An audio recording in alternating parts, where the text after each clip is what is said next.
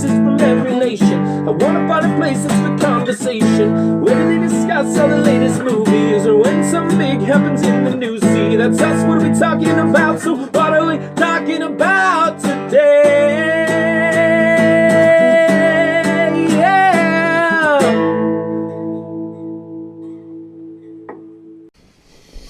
Hello, everyone. Happy Halloween, and welcome to the podcast, the Carcast. Welcome to the What Are We Talking About? Well, formally, from now on, this thing's called the Carcast, because we're going to be casting always from my car. Podcasting, that is. Welcome to the show formerly known as the What Are We Talking About podcast. I'm your host, Cody McLean. It's Halloween, boys and girls. Let's open a loot crate. This is the horror theme. October. Fuck, man. Might as well, right? So today on the show, I'm going to be opening this loot crate first. I don't know what's in it, honestly. I have kept away from spoilers and shit like that for this reason. So I'm going to open this loot crate. I'm going to drive home and talk a little bit about the movie I watched yesterday called What Do We Do in the Shadows? Directed by Taika Waititi and Jermaine... I want to say Jermaine Dupri, but that's not it. Yeah.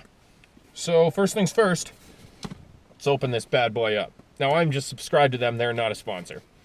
But, if anyone from Loot Crate is watching this, I'd love to have you guys as a sponsor. I love Loot Crate. Okay, look at this. So, right here, we've got, inside of the box, The Walking Dead. First off, okay. Let's just open her up one at a time. What do we have here? We got... I believe this is Leatherface from the Texas Chainsaw Massacre in, whatever, plushie form. So that's just one thing. What's next here? Ooh, look at this. Negan Sluggers. Well... here's the shirt. You pretty much get a shirt every month, so that's cool. And this is a Walking Dead one. And instead of Louisville Slugger, it's Negan Slugger. Referring to Lucilla. Alright, look at this. This is kind of cool. A felt flag for Camp Crystal Lake. That's neat. Speaking of Camp Crystal Lake, you know, you'll see. So, yeah. That's kind of cool. What else do we got here? Okay, I'm not sure what this is. Yeah, oh! I'm thinking... okay. Regrettable Supervillains by John Morris. Wow. This is actually kind of sweet. Featuring the 50 strangest supervillains in the history of comics. So there's a little bit of comics imagery. There's some information about the villains. That's kind of cool. I'll probably end up reading that not on my way home. The pen. Ooh, that's sweet, man. John Carpenter's Halloween. That's really cool. I like it. What do we have here? Oh.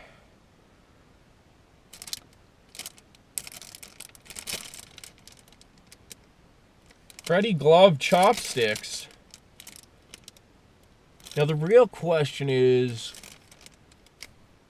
this looks like it might be chopsticks for somebody who can't use chopsticks, in the sense that if these permanently stay in there, I don't know if they slide in and out, but if they don't slide out of there, then it's for somebody who can't use chopsticks. But I got another set of chopsticks here a little while ago in it's a Street Fighter sushi set, so that was cool. But this is a cool addition. I like chopsticks. Then, as always, the Loot Crate magazine, horror, this month.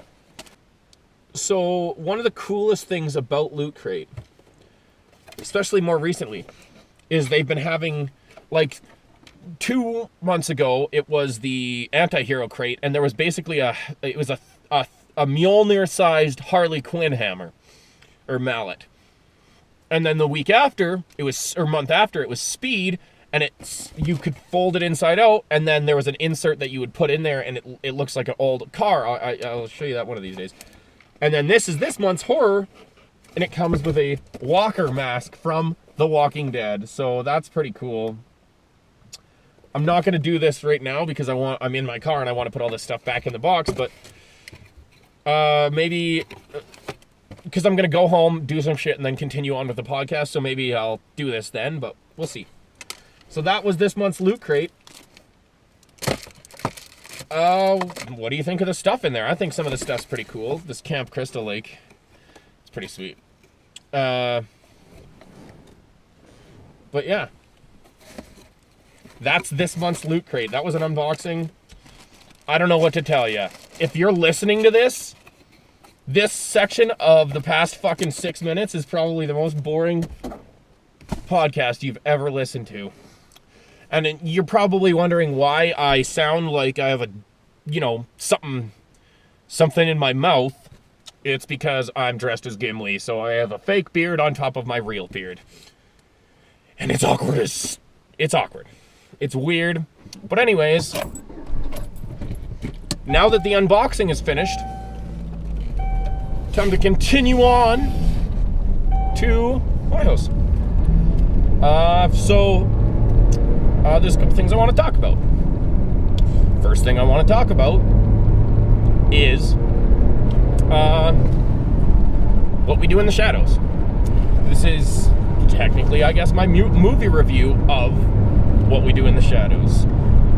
So just to give you a little bit of what it's about, it's like a mockumentary about vampires living in New Zealand. So Jermaine and Taika, both the directors, play roles in this. Jermaine he's from Flight of the Conchords. That's if you've ever seen that show, same guy. So I don't know where to start. So basically, it's just that. It's a mockumentary where basically vampires are a real thing, werewolves are a real thing, like all these horror movie tropes kind of thing are real. And it's just like almost like The Office, where they're following them around with a camera and talk to the camera sometimes and that kind of thing, right? It's like one of those style single cam sitcom style mockumentary. And it's really cool. So like one of them, Jermaine, he's like basically Vlad the Impaler. His name's Vladislav the Poker, but he's essentially Vlad the Impaler, who is where the idea of Dracula came from. Then you have Taika Waititi plays, I don't know, like a rich, spoiled fucking, I don't know where he would hail from, but he basically plays Interview with a Vampire style, like rich and proper kind of vampire. And the other guy, I don't remember what the actor is, but I've seen him in some other stuff, but I can't remember. But he plays, I don't know, like Russian, I don't know, like he plays a sexy vampire.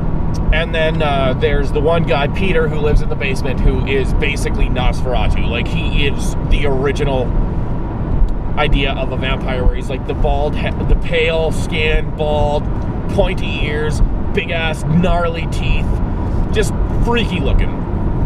And it's just these four guys living together in a flat, and it's just like a few days in the life of these vampires. And wow, this costume's not working out beautifully. Here we go, that's better. So anyways, well, I mean, you might not be able to hear me as clearly. Yeah, good point. There we go. It's not the costume that we deserve, but the one that we need right now. But anyways, back to what I was saying with what do we do in the shadows. So it's a hilarious take on the horror genre, and it makes me excited for Thor 3. I don't know if you ever saw the Team Thor. If you watched Civil War, if you have the Civil War Blu-ray, it's part of the special features of that. They also released it at Comic-Con this year. Played it at Comic-Con, sorry. And it's the Team Thor, again, mockumentary about what Thor was doing during Civil War. And it's hilarious. I don't know if you've seen it, but I found it quite hilarious. And this is in that same style. In fact, I need to rewatch that Thor one because I think Thor's roommate in the Team Thor video is actually in What We Do in the Shadows. He is Stu, who is just like the one human buddy. But overall, the movie, like, it's not Ted or fucking 21 Jump Street or something where it's laugh out loud constantly. It's a little bit more subtle and intelligent humor, and it's done in such a way where it's like it's funny, but it feels almost like this is what would happen if vampires were a real thing. And like there's even a scene where they come across a group of werewolves, and they have like a back and forth between them where they're gonna start a fight and stuff. It's just really funny, and it's the kind of thing that you gotta see it, because the more that I explain it, it's funnier to see these things experience them for the first time by watching the movie. There's a great joke in it, right at the beginning of the movie, where they're like hanging out with other vampires, basically, or something. Or they go to a vampire bar where just all the vampires hang out, and they come across these two little girls and then they explain, if you get bit by a vampire, if you get turned and you're that young, you just stay looking that age forever, right? So these two little girl vampires basically meet up with pedophiles and kill them. That's fucking awesome. That's hilarious. And the fact that, like, I think that that's brilliant. Anyways, like, honestly, the way that they make this movie, it's the best vampire movie I've seen in a long time. I'll say that. But yeah, I definitely enjoyed the movie, and it's very, very funny and poignant, and it makes me really look forward to Thor 3. I can't wait to see what Taika does in the Thor universe. It'll be really interesting to see that. But yeah, overall, it's really good, and I recommend seeing it. If you're staying home tonight, maybe rent that movie. That's what I did. I just rented it on, I think on my Xbox. But yeah, overall, hilarious, well done, and it's cool to see. One of the reasons why I like it especially is because it is directed and starring Jermaine from Flight of the Conchords, who I love Flight of the Conchords. Since I discovered them in high school, they have been my muse for so long. I find their songs so hilarious. They just get my funny bone, and he does it again. Just the way he is. It's part of the reason why I enjoy Men in Black 3, even though he's ridiculous and doesn't, like, I don't know what he's doing in that movie, but I still like it because it's him, right? I can't help it. Pretty much anything that I've ever seen him in, I enjoy. This is no exception. So like I said, check it out. What We Do in the Shadows by Taika Waititi and Jermaine Dupri. I want to say Jermaine Dupri. That's probably not right. I'm sure somebody's going to correct me in the comments. And cool, do it up. Today is October 31st. Tomorrow is November 1st, aka the 1st of Movember. I am doing Movember again this year. I have done it for 3 years now. So I'll actually put the link to be able to donate in the description of this video or podcast. However, if you're listening to it, it'll be on SoundCloud in the description. If you're watching this on YouTube, it'll be in the description of the video. If you're watching this on YouTube, it's not October, so I've already been Movembering for 2 or 3 days now. But yeah, so starting tomorrow, I'm shaving. I'm actually gonna, I'll probably shave tonight, so I'm actually gonna do a Movember video getting rid of this and getting down to just the mustache. So if that piques your interest at all, that's happening. But yeah, so I just want to talk a little bit about Movember, men's health, prostate cancer, testicular cancer. One of the biggest things, and it's still to this day, even though it's been getting better and better, is that men have a hard time. Wow. That guy just fucking cut me off. But anyways, a lot of men, not all men, but a lot of men have a hard time discussing personal things, whether it be their health, their mental state, whatever it may be.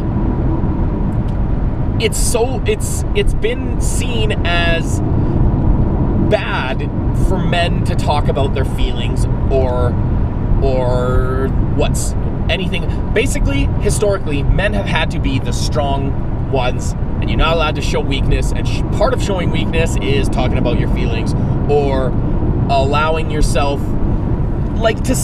for a long time, it just was not, it's not socially acceptable.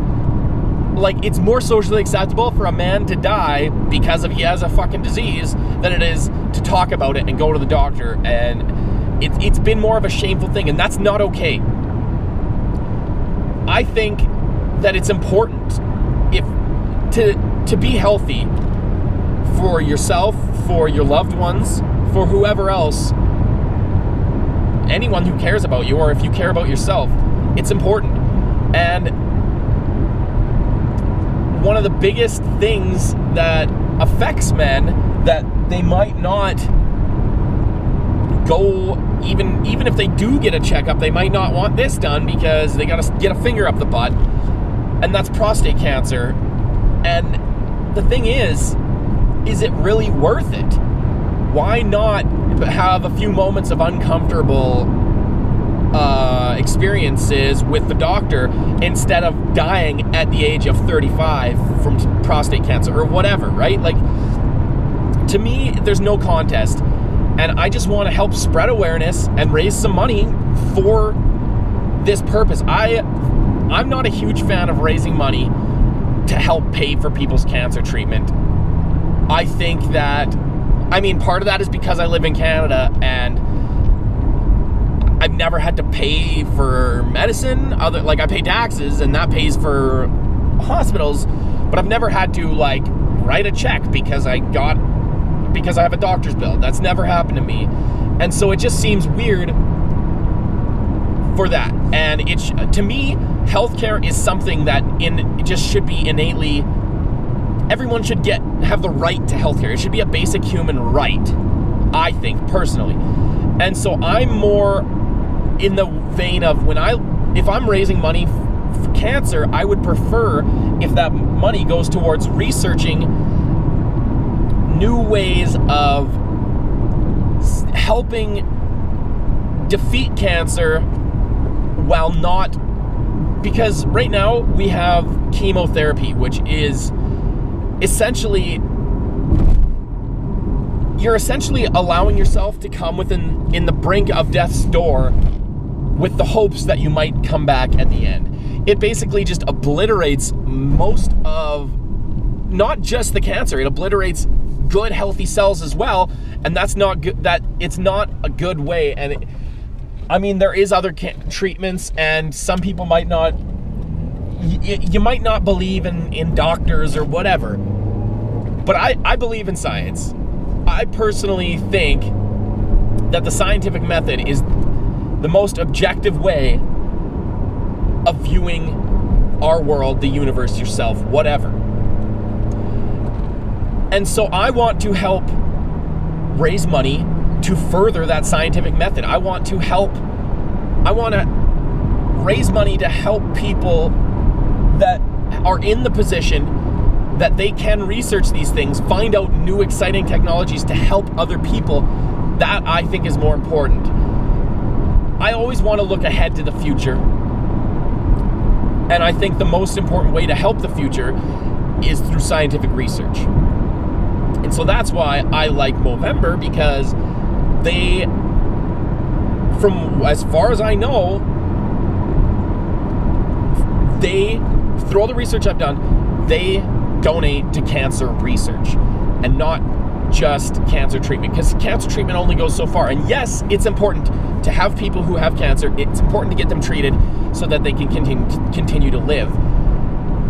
But I also think it's important to spend those resources when you can on new ways of treatment, on figuring out different ways of helping people instead of just spending money on doing the same thing again and again, because it's not perfect. And if it's not perfect, that means it can be improved. So why not try to improve it?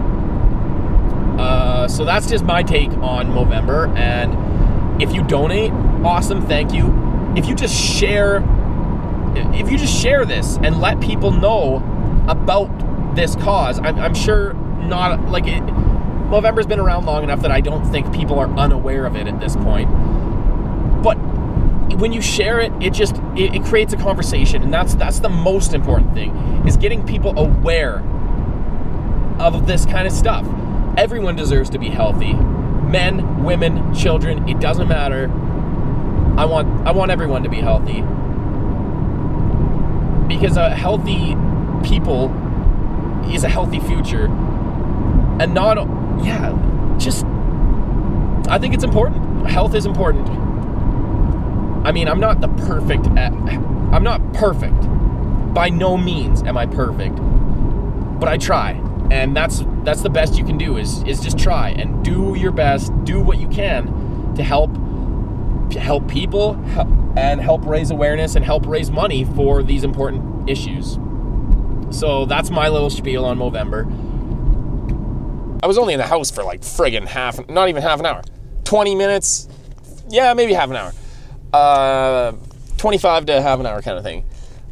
And it's a lot darker out, so this will slowly start becoming an audio-only podcast based on the level of lack there of sunlight. But anyways, back to what I don't even remember what I was talking about before. I think I finished talking about whatever I talked about Movember last. So yeah, I said Logan was going to come. He can't. He's busy handing out candy to the trick-or-treaters. He got stuck on door duty. I managed to escape door duty. So I'm going to deposit my check. It's payday. It's the last day of the month. I'm going to I'm going to go deposit my check, and I got to stop at Walmart and grab a couple things. Some pens and whatnot. And so the last thing basically I want to talk about in today's episode, the reason why I waited until now to talk about this is because if Logan would have come, I know he really would have wanted to talk about it. But man, Titanfall 2. So Titanfall 2 came out, I guess, Friday. It feels like it's been out for weeks and weeks because of how much. I literally played so much over this past weekend that I had to stop playing at a couple points because my hands and wrists were getting sore from playing with the controller for like so long of periods of time. And it's because this game is incredible. So for those of you who have never played Titanfall or don't know much about it, the first Titanfall, I believe, came out, I want to say in 2014. That might be wrong, but I feel like 2014 Titanfall came out. Now, Call of Duty, in my opinion, Call of Duty Modern Warfare 2 is the best Call of Duty. After that, they've been going downhill. Other than I like zombies, I wish they would just make a Call of Duty Zombies game instead of making it be a side addition to Black Ops. Like, I would buy a Call of Duty Zombies game with a single player campaign plus the classic zombies that we know and love. I would definitely pay for a game like that. But anyways, so like I said, Call of Duty Modern Warfare 2 is my favorite Call of Duty, and Call of Duty Modern Warfare 1 and 2 were made. Two of the people that worked on those games and were the heaviest influences on them, or this is at least the story, right? You never know. This is just one side of the story. You don't know how much is all true, but from what I know, these two guys worked on the original Call of Duty 4 Modern Warfare and Call of Duty Modern Warfare 2. And then when Call of Duty Modern Warfare 3 was being created, basically they had a falling out with the studio. I don't know whether it was due to creative differences or what, but they stopped working for whatever it was, Infinity Ward or whatever, whoever owns Call of Duty. And they made their own company called Respawn. So after that point, basically the owners of Call of Duty said, from now on, we're not making new Call of Duties. We're just basically upgrading the graphics, giving you the same stuff you already like, just new maps and upgraded graphics and whatever. I don't know. I don't play Call of Duty very much anymore, so I don't know how true that is or not. You guys might be able to clarify. So when these guys left and made Respawn, they decided to make their own game, which was Titanfall, and they did it.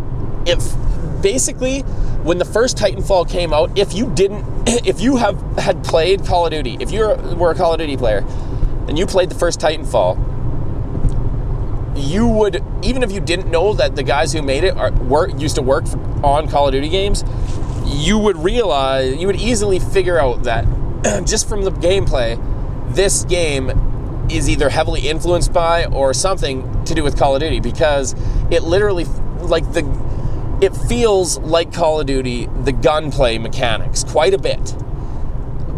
Just modernized, slightly improved a little bit. And then you also have Titans, which are the giant robots that you can call in. And when you call in the Titan, it's called Titan. It's Titanfall, right? That's what the name of the game is. And but not only that, your character has a jetpack, well, like a jump boost pack kind of thing. And so you can double jump and you can wall run. And when you wall run, it speeds you up. Like, this is the most fast-paced first-person shooter game that I've ever played, and I like it so much. It takes all the stuff I loved about Call of Duty Modern Warfare 2 and just it takes it to the next level. And I loved the first one when it came out. I played it for a long time. Basically, it's the game that anytime that I'm like, oh, you know what, I want to play a first-person shooter. If it's not going to be Star Wars Battlefront, it's going to be Titanfall, because it's my favorite now. So when I heard, but the biggest problem with the first original Titanfall was the lack of single player. There was no single player campaign. The only campaign was, excuse me. The only campaign was, it was like this online thing where there was these maps. There was like 5 or 6 online campaign maps, co-op campaign, that they just cycled back over and over again. And some of the time you were playing for Militia, and some of the time you were playing for IMC. And like, it just wasn't. It wasn't actually a career or a campaign or anything like that. It just was more online, just in the vein of campaign. With the idea of putting story, but there was not really story. Like, there was a story, but it didn't feel like there was a story because you were just playing more online. Excuse me. But the Titanfall 2, when they announced it and stuff, they talked about how they were going to have a heavy focus on the single player campaign, which instantly, the first time I heard that, I was like, wow, a campaign for Titanfall? That sounds amazing. And I'm not even completed it, and it's easily one of my favorite games of all time. Unless the ending just shits the bed, this is so far game of the year and one of my favorites of all time. I put in a lot of hours over the weekend, and they did the perfect thing that you need to do with a sequel, which is keep it the same, but make it better. And it still plays. It plays exactly like Titanfall. It still feels like Titanfall. I was playing the old Titanfall the Thursday right before the game came out. Then the next day I just put in Titanfall 2, and I was top of the match, top of my team the first match I did. Like, it transfers over perfectly. Whereas with some other games, you'll transfer over, and some of the controls are slightly different in such a way where you can't just quickly go over. You have to almost relearn, not fully relearn, but partly relearn about how to play the game in a way. And with this game, you don't have to. It's just like the perfect transition. It feels completely natural playing. And overall, I love everything about it. I like all the improvements that I can think of. Like, the only negatives I have. So, one of the positives is I like how they have the different tactical classes kind of a thing, where you have stim, and you have a cloak one, and you have one that's the grappling hook, and like all these different things, that those are your different classes basically, right? And then you still get to define what weapons and whatever you'll have. So you can do stim with a sniper rifle or stim with an SMG, whatever you want, right? Switch it up.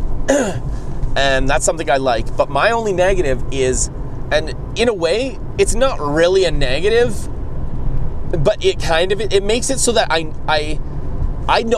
I've not played really anything other than grapple, because grapple is so good that it makes me not. So yeah, anytime that I'm like, you know what, maybe I'll try this, I'm like, screw it, I'm gonna continue with grapple because it's so good. Like, in a way, it makes me feel like I'm playing a Spider-Man game, but also a Spider-Man Punisher kind of a thing, where it's like you're killing everybody, but you're swinging around like Spider-Man and stuff, and it's really cool. Once you learn the mechanics of the grappling hook, you can use it to some incredible advantage, get some mad slingshots, getting crazy amounts of distance out of it, and speed and distance and that kind of thing. And in a run and gun game like Titanfall, it's extremely helpful, even more so than I would say stim, which gives you a speed boost to run with. But anyways, in a way, so my negative isn't that grapple is so good and that it makes the other one suck. The reason why I didn't, it's fine if that one is the best, but don't you think you should put the one that's the best at the end? It's the final unlock, as opposed to being the first thing you have right at the start, because it's made it so I haven't even really dabbled in anything else, because grapple is so good, and I find myself just always tending to gravitate towards using the grapple. So if, like, in a way, it's not a negative, because the best thing I get to use right at the start, just like everyone else.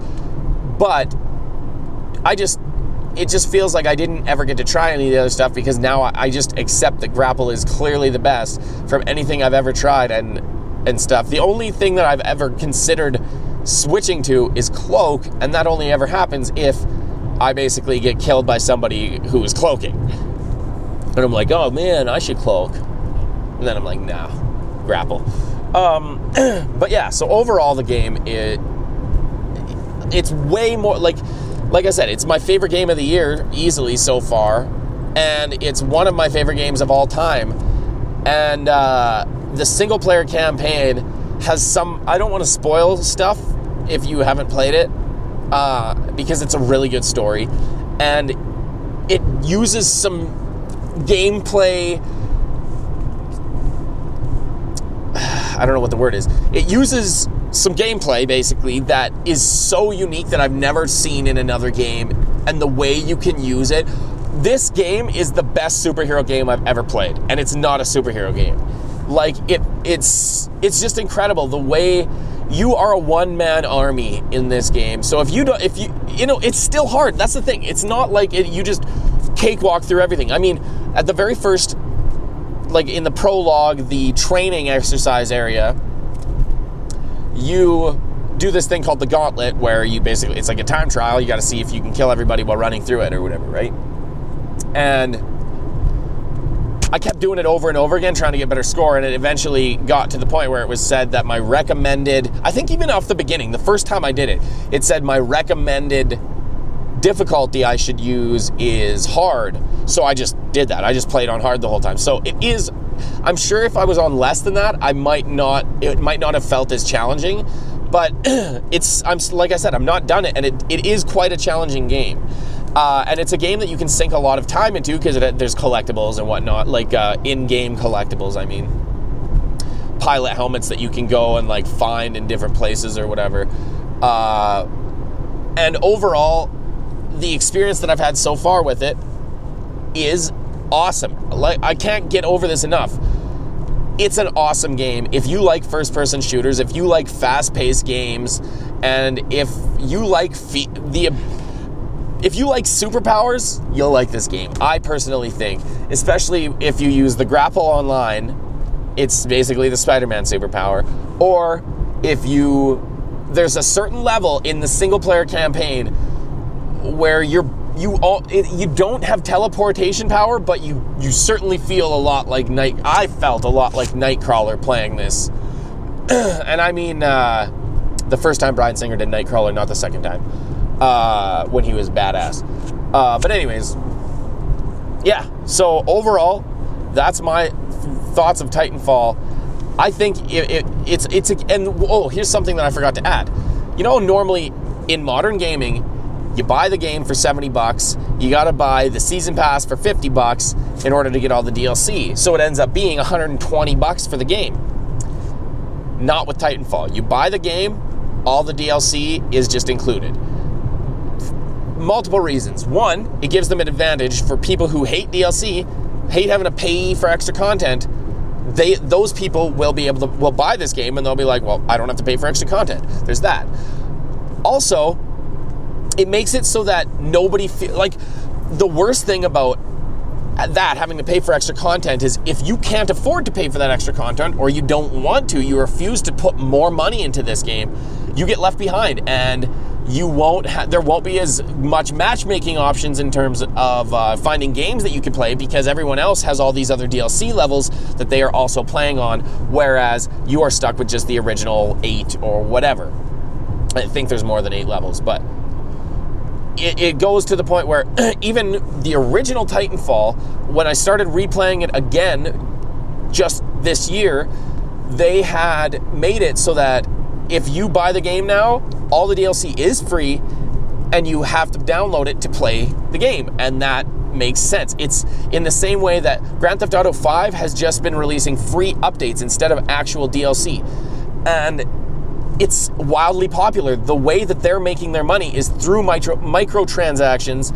As much as I hate that that's how they're making their money, because now that's what they're focusing on, is just the online, and I miss the single player aspect of Grand Theft Auto, but that's beside the point. The good thing that they're doing is it's free. All this extra content is free.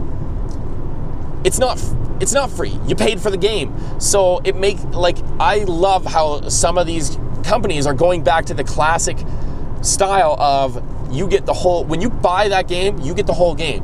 And to me, the epitome, there's 2 games that I can think of that are the epitome of, whether it be lying about what you're going to receive when you get the game, and basically not releasing a full game, and anything else. So first of all is Destiny.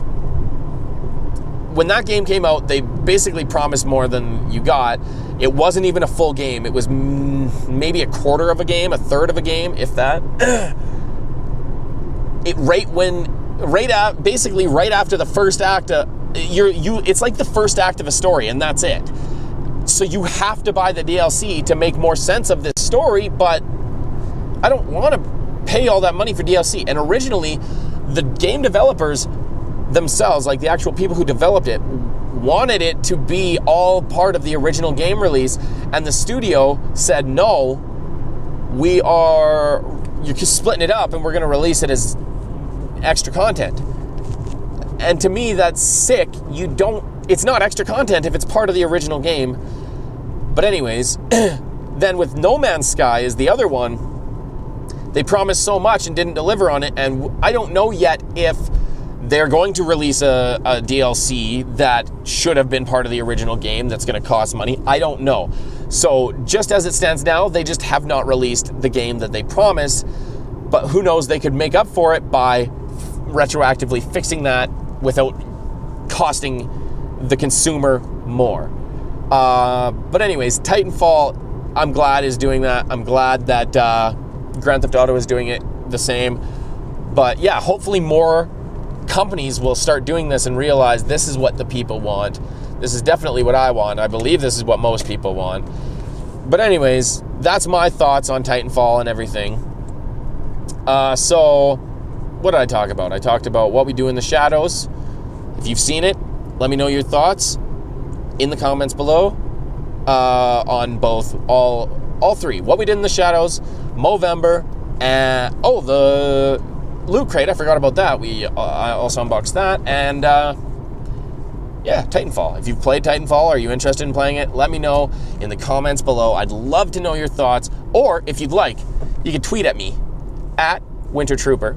It's also the same on Instagram, or you can find me on Facebook, Cody McLean. And you can tweet it if you have suggestions for things that you'd like us to talk about, maybe something you want me to check out and then do a review of, whatever it is, or if you just have a question that you'd like answered, anything. You could tweet at the show at What We Talking, or you could email us at whatwetalkingabouttoday@gmail.com.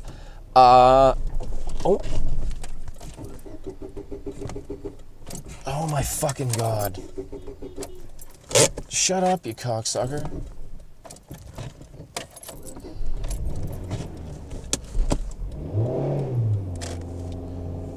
Like, you think I fucking did that on purpose? I'm gonna have to edit all this shit out. I'm just gonna wait until I get out of this fucking intersection. But anyways, you can email us at whatwetalkingabouttoday@gmail.com. Thank you for joining me on this. Technically, this is the first ever Carcast, even though I've been Carcasting for a while. I just haven't called it that. The podcast, formerly known as the What Are We Talking About podcast. From now on, this is the Carcast. Thank you for joining me. The Carcast, presented by What Are We Talking About? Evil Empire Productions. I'm Cody McLean. Thanks for joining me. Let me know any of your thoughts on any and or all of the subjects I discussed today, because that's the thing. I love talking, making these podcasts, and I love talking to you guys who listen about anything I talk. Like, I love having conversations with new people and learning new interesting perspectives on different things. Sometimes it changes your mind on things, and that's not necessarily a bad thing. So, like I said, let me know anything that you either think about, anything on that I talked about in the show, any ideas for future shows, whatever it may be, a question, whatever it is. Email me, tweet at me, whatever you want to do. Hit me up on Facebook, anything. Again, my name's Cody McLean. Thanks for watching, and until next time, never stop. Never stop. Peace. Glad to see you here on YouTube. Now you wonder what should I do. Staring at my faces from every nation. I wanna find a place that's for conversation. Where do they discuss all the latest movies? Or when something big happens in the news? See, that's us. What are we talking